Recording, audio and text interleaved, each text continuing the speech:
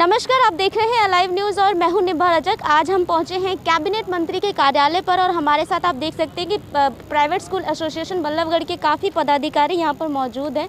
ज्ञापन सौंपा है इन्होंने मूलचंद शर्मा जी को। जानते हैं क्या मामला है, किन मांगों को लेकर इन्होंने आज ज्ञापन सौंपा है। सर, किन मांगों को लेकर आज आपने कैबिनेट मंत्री को ज्ञापन सौंपा है? आज कैबिनेट मंत्री जो मूलचंद शर्मा जी हैं उनके कार्यालय पर हमारे सभी शिक्षाविद आए हैं और आज आने का मकसद हमारा ये है कि हर साल जो सरकार टेम्परेरी मान्यताओं को एक्सटेंड करती है उसका समय आ रहा है।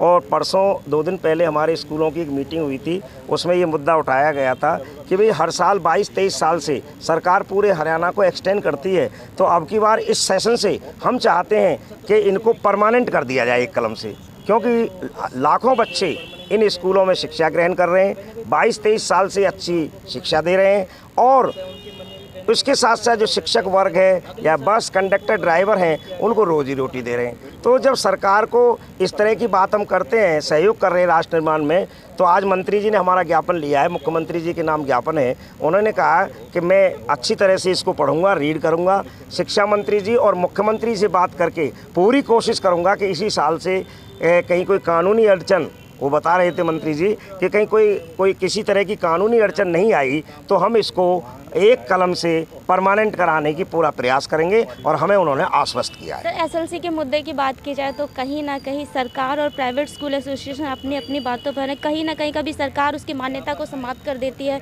तो कभी जो है उसे प्रॉपरली कह दिया जाता है कि बिना एसएलसी के एडमिशन नहीं हो। क्या कहेंगे इस पर? एसएलसी का मामला कोर्ट में गया और हमने हाई कोर्ट में गए, हमारा भी स्टे हुआ और स्टे के बाद डीओ को भी हमने दे दिया और उन्होंने जब अगली कंडेम की तारीख आ रही थी, डायरेक्टरेट ने जो अपना लेटर एसएलसी का जारी किया था उसको खारिज कर दिया। तो मैं ये कहना चाहूँगा, एक जनहित की बात थी, एक सिस्टम की बात थी, एजुकेशन कोड का सीधा सीधा उल्लंघन हो रहा था सरकार की तरफ से। तो सरकार ने हमारी बात को माना, कोर्ट ने हमारी बात को माना और उन्होंने उसको वापस ले लिया।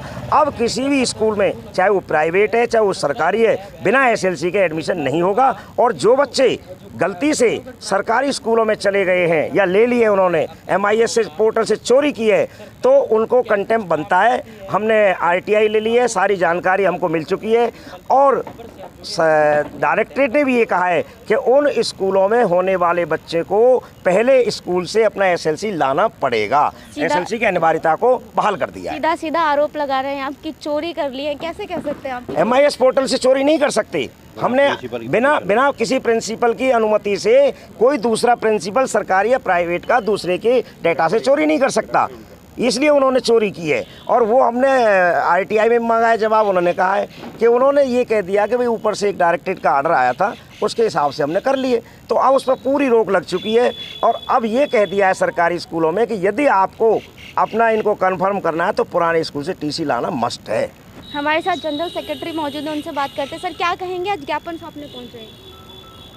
लगभग 23-24 साल से जो अस्थायी स्कूल चले आ रहे हैं, हमने मांग की है उनको स्थायी किया जाए। और फिर ये बीजेपी सरकार बहुत ही जनहित में फैसले लेने वाली सरकार है। जम्मू कश्मीर का मामला ले लीजिए, जो इतने सालों से अस्थायी प्रावधान जो बना हुआ था, जो देश के गले की हड्डी बन रहा था, उसको भी एक झटके में दूर कर दिया और राष्ट्र को मजबूत किया।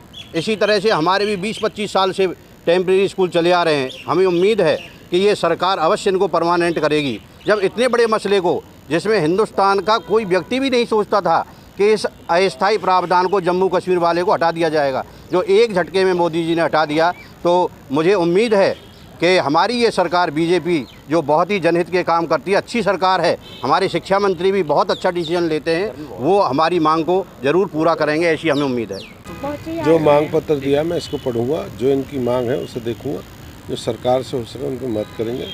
जो भी मांग है मुझे जानकारी, टेम्परेरी जो थी ना पंडित जी, जो मान्यता की बात करी है, अब की बार हम ये कह रहे हैं कि इनको सबको एक कलम से आप जो 22-23 साल हो गए मंत्री जी, इनको परमानेंट ही करा दो। हर साल का जो झंझट है, न्यायपालिका सामने नहीं आएगी। न्यायपालिका के कोई नियम है, कानून है, अगर उसमें कोई चीज़ सरकार जरूर सोचेगी। बहुत जरूर इसमें विचार करें। तो जैसा कि आपने सुना कि प्राइवेट स्कूल एसोसिएशन आज यहाँ पर पहुँचे थे।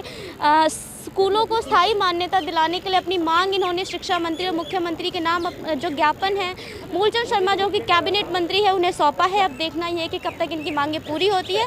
ऐसी खबरों के लिए बने रहे हमारे साथ, देखते रहे लाइव न्यूज़। धन्यवाद।